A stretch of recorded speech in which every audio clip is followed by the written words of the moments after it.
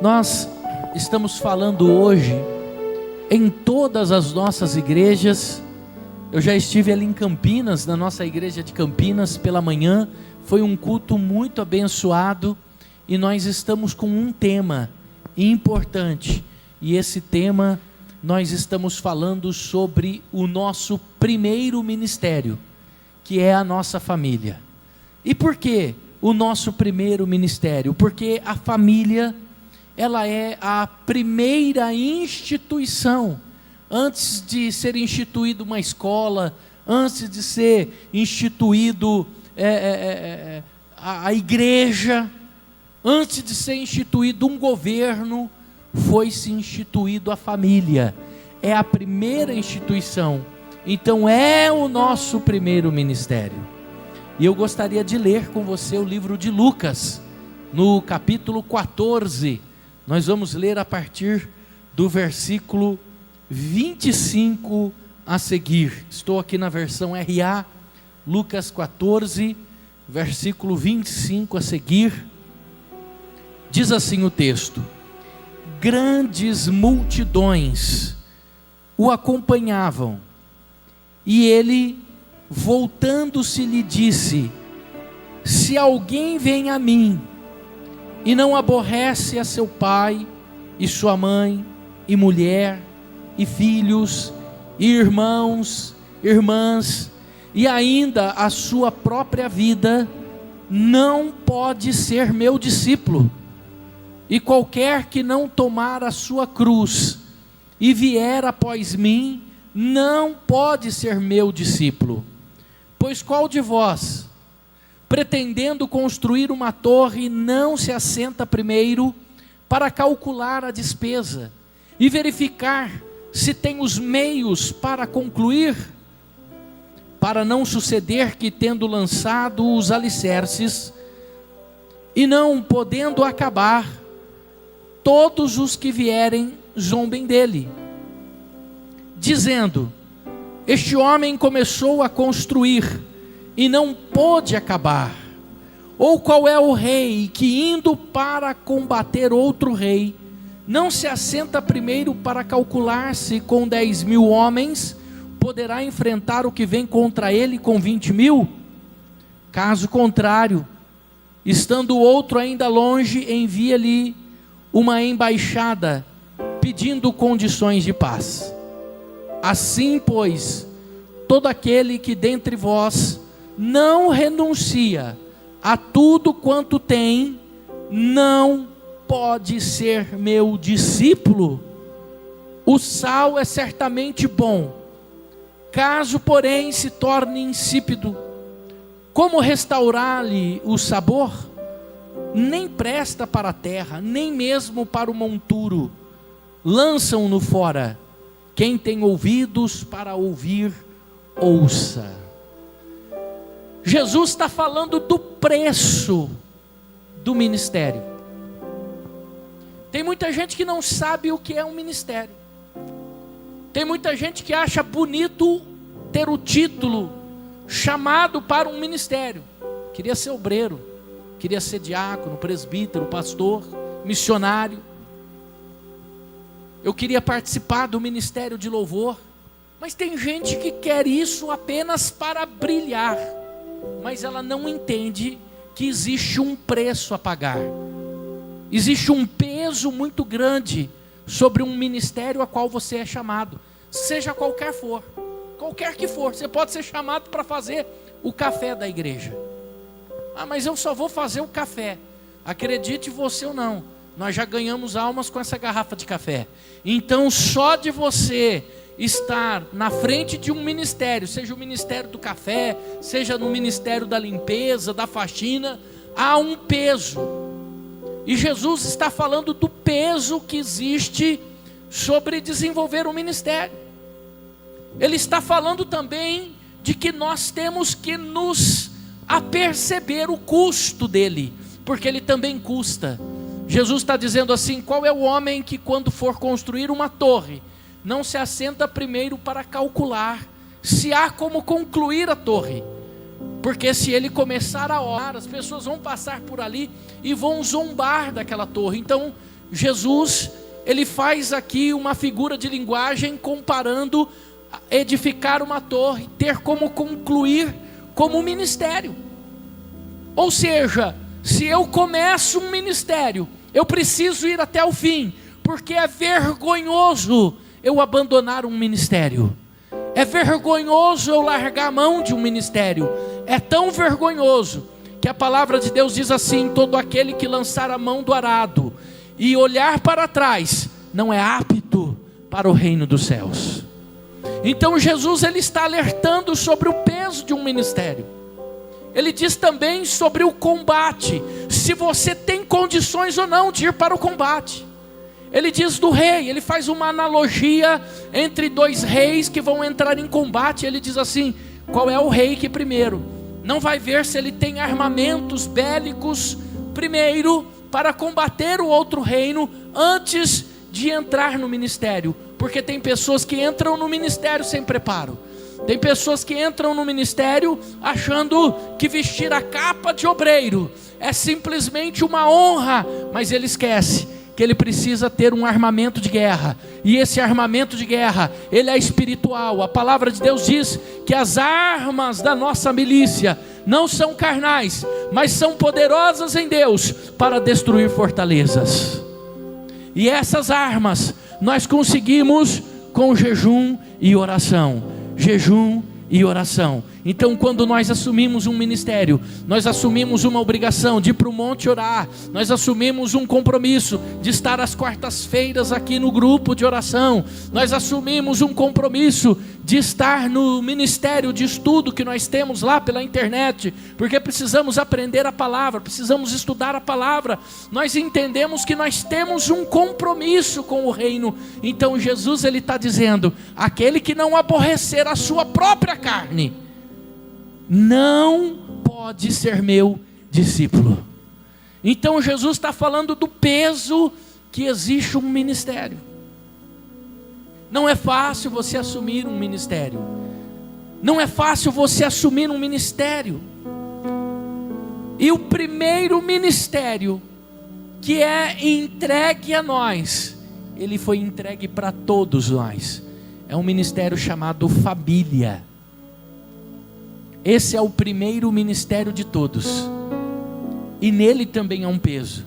Nele também há uma chamada. Nele também há um compromisso.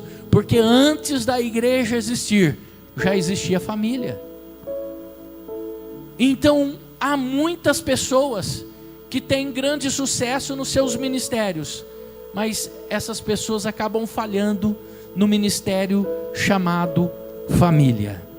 O apóstolo Paulo, na sua primeira carta que ele escreve ao jovem pastor chamado Timóteo, no capítulo 3 do livro de 1 Timóteo, o apóstolo Paulo, ele fala assim: que governe bem.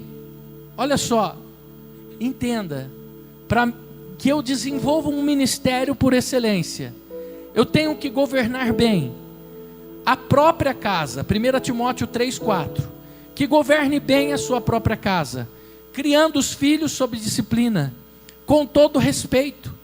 Pois se alguém não sabe governar a sua própria casa, como cuidará da igreja de Deus? Quando se fala de governo, se fala de todas as áreas. Governo envolve todas as áreas.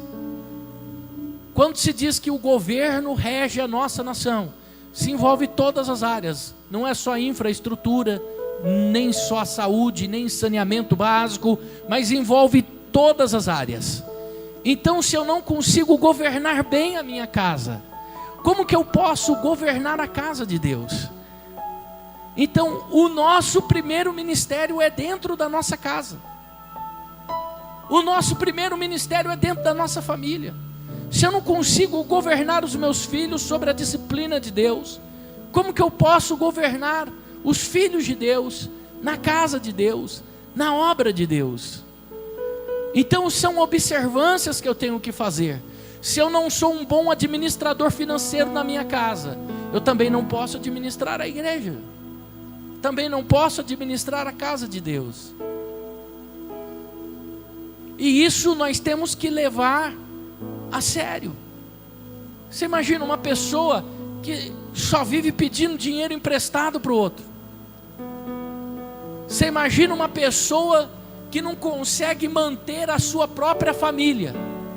Nós não estamos falando de uma situação aleatória devido a uma crise que o país enfrenta, pessoas que vivem situações aleatórias, mas nós estamos falando de pessoas que vivem a vida inteira sem governar a casa.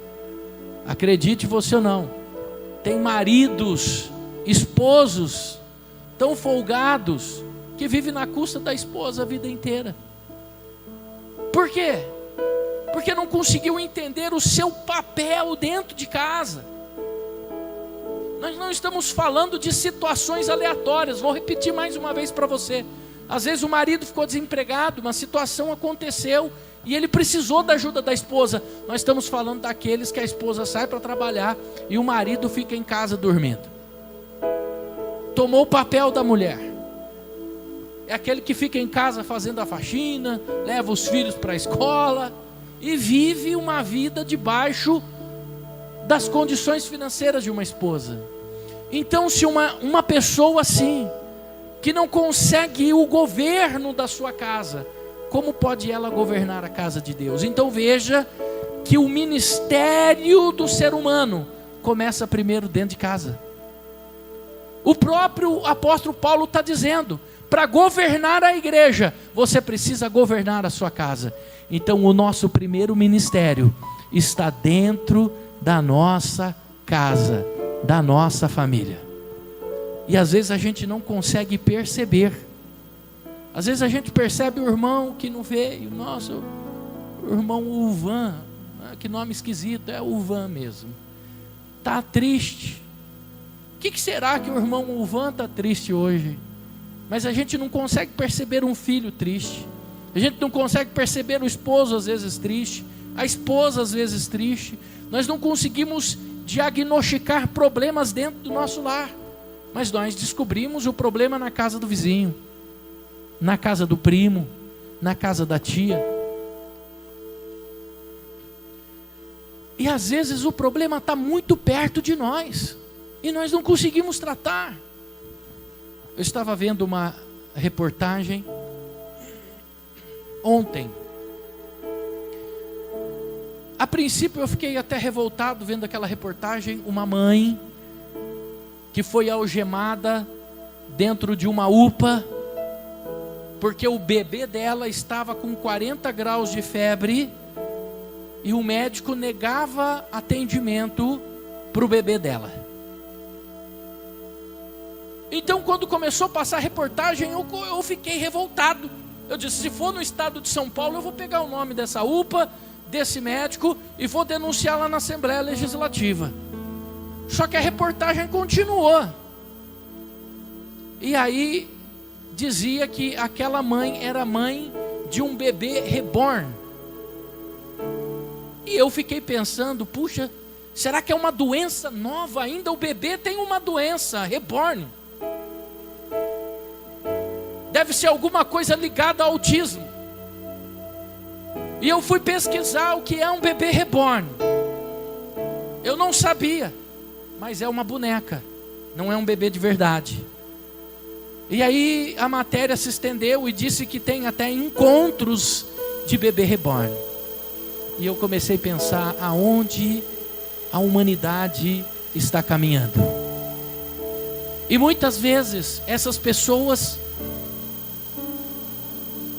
precisam de ajuda, é óbvio, de um psiquiatra, mas essas pessoas, além de um psiquiatra, elas precisam da ajuda do familiar, daquele que está mais próximo.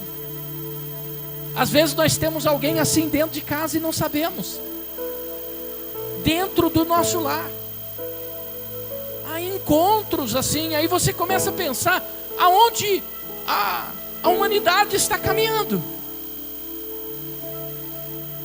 Outro dia eu vi a reportagem de uma moça que se intitulava cachorro, cadela. Era uma moça, então era cadela. Ou um cachorro trans, sei lá o quê. andando, engatinhando dentro do shopping, e a outra puxando a coleira. Então, parece engraçado, mas não é. Isso acontece perto, próximo de nós. E essas pessoas precisam da nossa ajuda. E eu digo isso porque quantas famílias nós tratamos no gabinete pastoral, que a família descobriu alguém que era suicida dentro do lar, alguém que tirou a vida dentro de casa. Então nós, como pastores, nós pegamos essas experiências. Nós pegamos uma vez aqui, fechando a igreja, a mãe correu 4, 5 ruas para baixo, correu para cá: pastor, ajuda, minha filha se enforcou. Cheguei lá, a moça estava pendurada na corda. Nós tivemos que cortar a corda, arrancar a moça, ficar ali fazendo massagem peitoral até a chegada das autoridades. E nós não conseguimos salvar, aquela família não conseguiu salvar. E quantas mães estão passando por isso? E por quê? Porque não conseguem diagnosticar alguém próximo que precisa de ajuda. Então o nosso primeiro ministério começa dentro de casa. Às vezes nós olhamos e vemos que a humanidade sofre. Como que pode alguém adotar um bebê de brinquedo e tratar aquilo como gente normal, pessoa viva? Mas nós não conseguimos ver situações assim tão perto de nós. Por isso que a palavra de Deus, ela nos recomenda a nós estarmos atentos com o nosso primeiro ministério, que é a nossa casa, a nossa família. Então, se você está com o seu familiar, só para você não dormir, porque quando eu prego as pessoas dormem, só para você não dormir, se você está com o seu familiar aí, olha para ele, nos olhos dele, e diz assim: eu vou pegar mais no seu pé, viu? E sabe por quê? Porque você é minha família, você é o presente de Deus para mim, amém? Eu vou pegar mais no seu pé, principalmente se tiver chulé. Eu vou pegar no seu pé com chulé ou sem chulé. A irmã Bibi falando ali pro neto: isso mesmo, irmã Bibi, chega junto. Os dois é neto, irmã Bibi? É neto adotado. Isso é de coração. Mas pega no pé. Fala: eu vou pegar mais do seu pé, porque você é minha família, você é meu ministério. E às vezes você tem que ser chato mesmo, porque cuidar às vezes é ser chato. Cuidar às vezes é ser chato. Eu sou muito chato dentro da igreja. Os obreiros acham que eu sou o pastor chato. Chegou, porque eu pego no pé. Para mim tem que estar tudo certinho. O culto tem que começar no horário certo. Tem que ser 19 horas. Não pode ser 19h01. Tem que ser 19 horas. Tem que começar no horário. Tem que abrir a igreja. Tem que ver o café. Tem que ver a água. Esse pastor é muito chato, mas é um ministério. Assim é dentro da nossa casa também. E por quê? Porque quando nós fazemos isso, nós estamos dando atenção. Tem um texto bíblico que está lá no livro de Provérbios, que eu não me lembro agora onde que está, mas diz assim, que as feridas causadas por um amigo leal são melhores do que beijos do seu inimigo. Não é isso? Está lá no livro de Provérbios. Há um outro texto no livro de Provérbios que diz assim: assim como o ferro afia o ferro, o seu amigo também afia você. Ou seja, assim, na NVT diz assim: assim como o ferro afia o machado. Meu Deus, assim o seu amigo afia você, sai faísca, gasta, é ou não é? Mas um machado cego, sem corte, é ruim. Mas quando ele afia, ele gasta, ele sai fogo, ele sai faísca, mas fica perfeito para o corte. Então o nosso primeiro ministério começa em casa. E às vezes nós não entendemos. Puxa, mas minha mãe é chata, meu tio, minha tia, minha avó, mas que bando de gente chato. Mas não é. Quem dá atenção, quem ama, quem cuida, vai pegar no pé. Vai pegar no pé mesmo. E precisa pegar no pé. assim é a nossa família, assim nós, amém? Então a família é a nossa primeira instituição. Segunda coisa, a nossa família é o nosso primeiro campo missionário. Tem muita gente que me procura e diz assim: bispo, eu tenho vontade de fazer o evangelismo. Nós temos um coordenador de evangelismo aqui, que é o engenheiro Paulo. Às vezes as pessoas falam: bispo, eu gosto, eu queria fazer evangelismo, quero participar do grupo de evangelismo. Mas às vezes nós não conseguimos evangelizar a nossa própria família, a nossa própria casa. Então o nosso primeiro campo missionário é a nossa família. Repete comigo: o nosso primeiro campo missionário é a nossa família. Lá no livro de Deuteronômio, no capítulo 6, ali está escrito o Shema Israel. O judeu carrega o Shema Israel, ele coloca na sua porta, ali tem a mezuzá na porta com o Shema Israel, que é o versículo 3 do Deuteronômio, capítulo 6. Ele coloca sobre a sua testa, enrola no seu braço, e ali ele fica proclamando o Shema Israel, que é o Deuteronômio, capítulo 6, versículo 3, que eu devo amar a Deus de todo o meu coração, de toda a minha alma, com toda a minha força e de todo o meu entendimento. Só que o texto diz assim no versículo 6: inculcarás a teus filhos, andando pelo caminho, andando pela rua. Você deve inculcar, você deve falar, você deve pregar para os seus filhos. Talvez você diz assim: bispo, meus filhos não querem nem saber de Deus. Mas se você pregou, se você anunciou a palavra, se você ensinou o caminho, por mais longe que os seus filhos estiverem hoje, eles sabem qual é o caminho da verdade. E o seu exemplo, o seu testemunho de vida vai fazer com que eles olhem para você diferente. Porque a hora que eles estiverem passando a maior dificuldade do mundo, eles sabem a quem correr. Vou correr lá na minha mãe, vou correr lá no meu pai. O meu pai, a minha mãe, é uma mulher de oração. É isso que tem que estar na cabeça dos seus filhos. Há uns 10 dias atrás eu achei que eu ia morrer. E a primeira pessoa que eu chamei foi minha mãe. Falei: mãe, ora por mim. E olha que eu falo muito pouco com a minha mãe. Mas eu falei: mãe, ora por mim, porque eu sabia que ela era uma mulher de oração. Falei: mãe, ora por mim, porque eu acho que eu não vou conseguir sobreviver a essa dengue. Não, dessa vez ela veio muito forte, está terrível, está mexendo com a minha pressão, ora por mim. Então o primeiro lugar que eu fui recorrer é alguém que eu sabia que tinha intimidade com Deus. Os teus filhos têm que olhar para você e saber que você tem intimidade com Deus, que você é um homem de Deus, que você é uma mulher de Deus. As coisas podem estar acontecendo tudo errado lá fora, mas eles precisam saber que eles têm alguém em casa que é temente a Deus. Aconteceu com o filho pródigo. Ele foi embora, ele foi viver uma vida dissoluta, e quando ele caiu na miséria da vida, ele lembrou de quem? Lá o meu pai é tão bom, que até os funcionários dele têm comida em abundância, em fartura. Eu preciso voltar para a casa do meu pai, pedir perdão, porque eu pequei contra o meu pai, e pequei contra Deus. Então o filho pródigo sabia em quem ele deveria recorrer. Mas se o pai fosse um homem mau, se o pai fosse um homem ruim, aquele filho pródigo, ele desejaria morrer na rua do que voltar para dentro de casa. Mas ele sabia que ele tinha alguém amoroso. Quando ele chegou, o pai de longe o esperava. A Bíblia diz que correu, o abraçou, mandou colocar sandália nos pés, mandou dar roupa nova, mandou colocar um anel de pacto na mão do filho. Sabe por quê?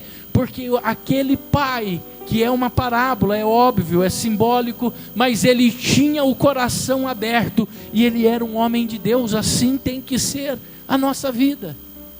Os nossos filhos, por mais longe da presença de Deus que um dia vivam, eles precisam olhar e saber que a nossa casa é um ambiente do céu, que a nossa casa é um ambiente aonde Deus está.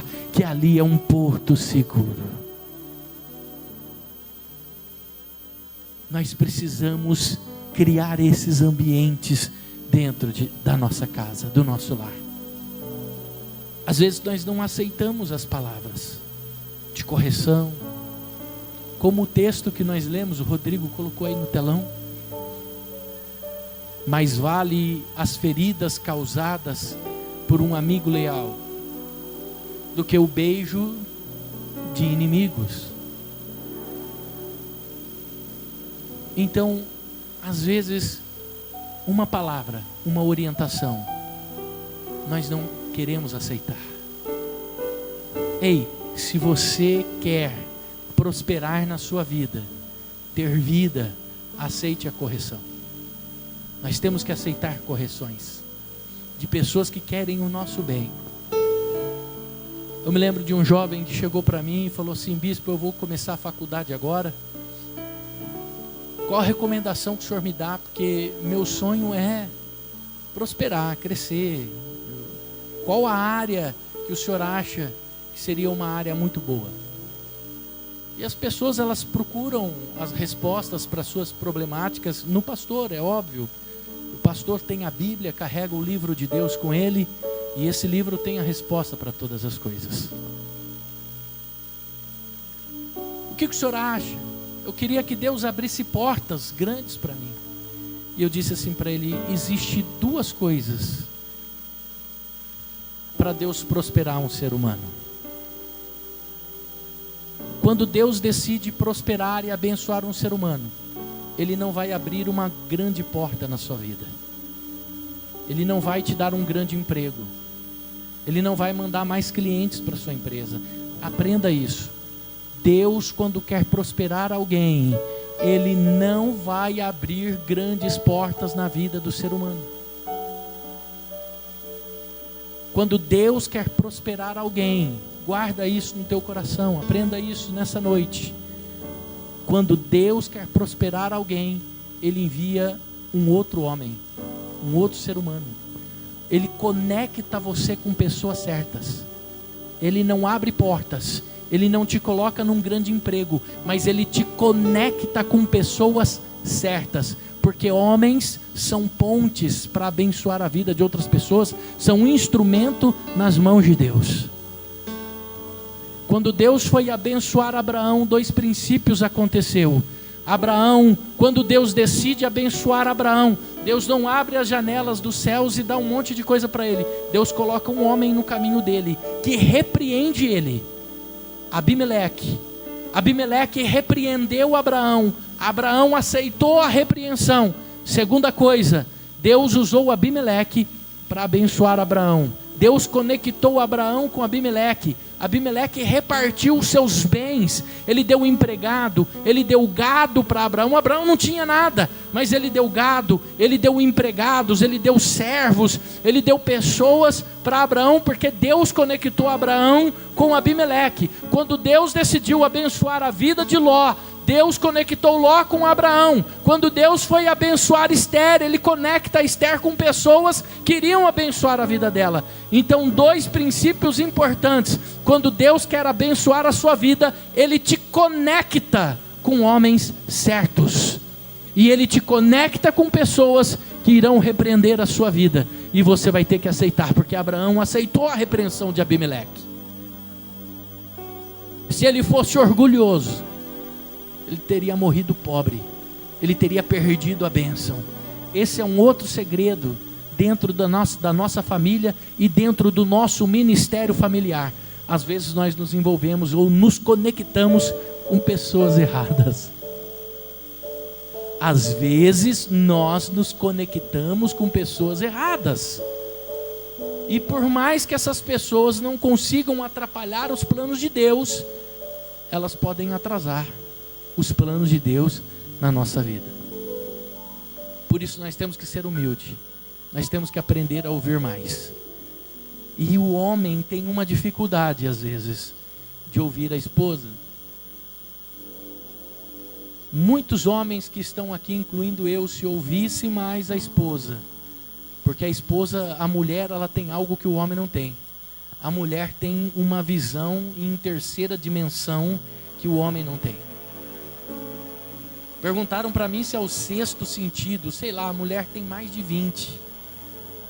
Ela vê o que é invisível, escuta o que não foi falado, e ela consegue ler a mente das pessoas. É ou não é?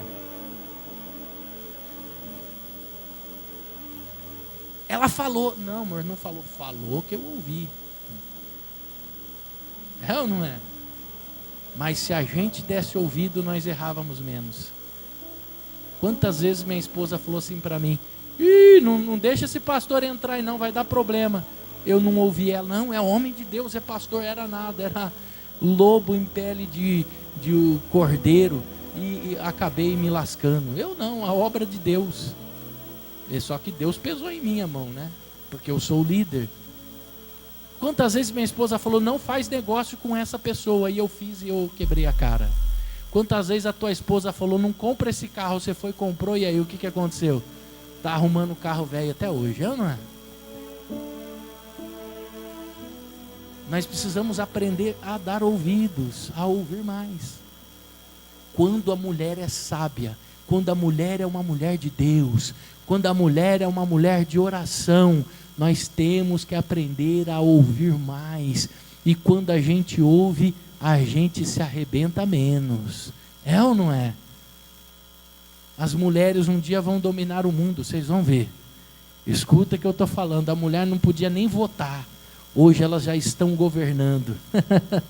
Então, aprenda a ouvir mais. Aprenda a ouvir mais. E isso vale para mim também, porque eu sou turrão. E eu me arrebentei muitas vezes quando eu não dei ouvido. Ixi, bastava minha esposa olhar e falar, isso aí, você vai ver, vai acontecer isso, isso e isso. E aconteceu. Se eu tivesse dado ouvido, não teria acontecido. Então o nosso primeiro ministério, diga assim, o meu primeiro ministério é a minha família. Então eu preciso cuidar da minha família, eu preciso desenvolver o meu primeiro ministério. Tem muita gente querendo ministérios e ministérios, eu já vi gente brigar, aqui não, graças a Deus, aqui na família de Deus não tem isso, mas eu já vi duas pessoas brigarem por causa de ministério. Mas olha, o nosso primeiro ministério, ele acontece dentro da nossa família. Amém? Se você puder ficar em pé, eu quero orar por você, gostaria que você também orasse com a tua família. Ore mais dentro de casa, leia mais a Bíblia, faça mais devocional, se conecte mais com Deus dentro do seu lar, ouça mais as coisas de Deus.